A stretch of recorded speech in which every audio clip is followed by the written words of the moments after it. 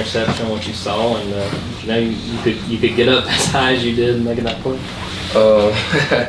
Man, really just seen it coming, really knew somebody behind me open a little bit, so I just jumped up and just reached for it and came down with it. So yeah, that's about it, really.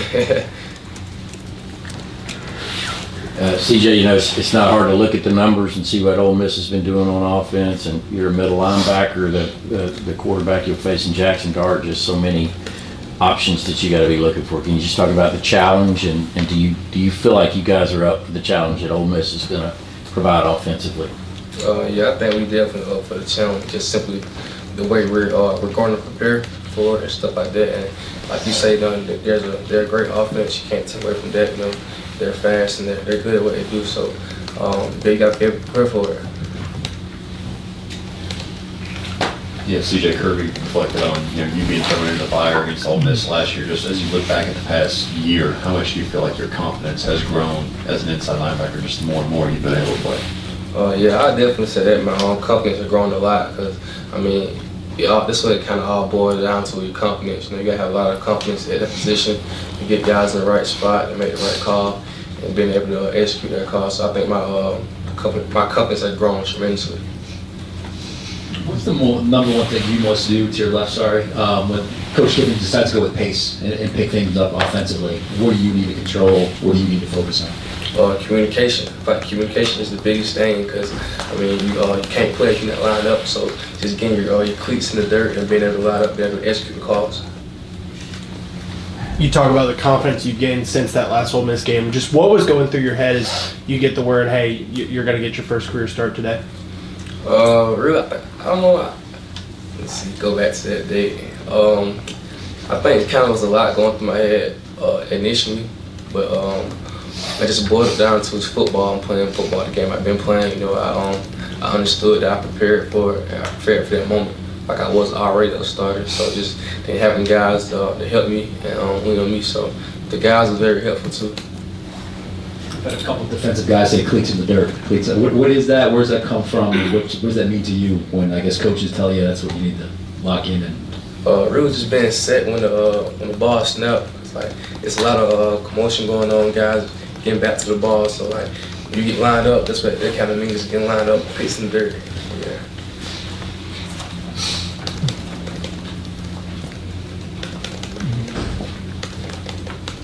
I don't know if you've experienced this before, but a teammate getting engaged in the middle of the season, one of your secondary guys is out. Did you guys celebrate it all this week? Do anything for him? I don't know. He maybe has celebrated. I don't know about that, but no, that's definitely a big moment in his life and stuff like that. It's very special. Something like that, that's huge. So I congratulate him on that. Being able to do that during the season. So that's kind of big for sure. CJ over here to your left again. We also have the video of Peanut scoring his first touchdown, the entire team going up, offensive, defensive guys, everything. Why was that such a big deal, number one? Is there more to come from Peanut this year? I think just when guys like the Peanut, you work so hard in practice, really don't say too much, just come to practice, head down, grinding. So it kind of means a lot when they come in and get their shot and scores a touchdown. So it just kind of means more, especially him working hard and coming to practice every day. TJ, going back to that Florida game, I think you led the team in tackles. You had that interception. How would you evaluate how you played on Sunday? It can be better, a couple things here and there. But like I said, learning from what I did wrong, stuff like that. Just being able to get everybody on the same page. So, like I said, that game's kind of in the past for me. Focus on the next. You guys always talk about going to the doctor. As it comes to when it comes to outside runs, what are some of the issues there you guys need to kind of get better at to begin that? You said again on that. Outside runs. What are some of the issues defense needs to kind of hone in on? I think when it comes to outside runs, eliminate those type of plays. You get all hats on the ball. I think kind of take care of yourself when you get everyone falling to the ball on the outside run. So kind of take care of yourself. The first 12-team playoff rankings comes out Tuesday, and obviously this game that you guys with a loss under your belt has huge implications in terms of, chasing down a national championship, trying to stay in the game. Is that relevant in any way to what you guys are doing? I mean, are you thinking about that as you get ready to to play a top, a team's going to be maybe a top 12 team? Not right now. Like I said, we focus on now. What can we take care of now? Like that's going to take care of itself later down the road. So right now we just focusing on ourselves and focus on Ole Miss. So once we cross that road, we'll take care of it then. But we just want to focus on what's going on now, and that'll help everything later on. Seeing that we've seen more and more of Chris Cole in recent weeks, what has impressed you the most about him in his freshman year and what he brings to the table? Just being able to go out there, line up, make the right calls, and do his job to his best ability. I think that's the biggest thing in that position.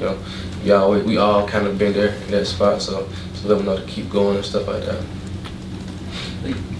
Jackson's completing nearly 50% of his passes on attempts more than 20 yards down the field. Does that kind of keep you honest, force you to kind of not bite on the screen passes, so to speak, and that your guy can beat you in so many different ways?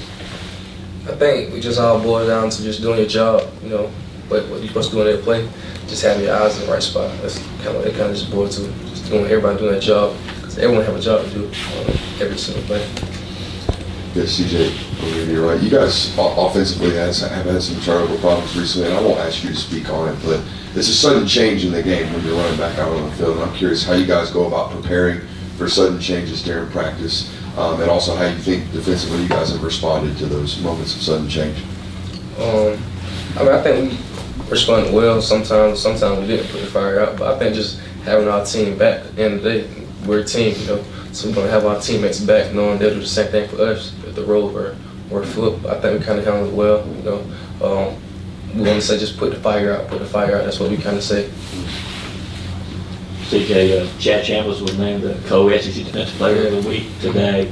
How excited you got for him? Kind of, what does it mean to y'all to see him win that award? I'm definitely excited for Chad, man. Chad worked so hard. He one of those guys that don't say too much. When he says something, it means something. So, man, he just worked so hard and just do his job. So it kind of just means a lot that he got recognized for that, for sure.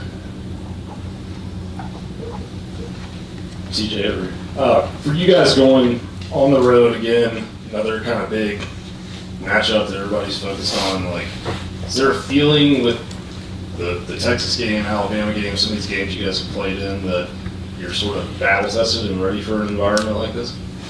I would definitely say we battle tested just because of things that we go through day in, day out at practice. That allows us to be battle tested. Also, of course, the games allows us to be battle tested on the road and stuff like that. But those games in the past and stuff like that, so we got to focus on the Ole Miss. But to your point, I definitely say we're battle tested. We've been on the road for sure.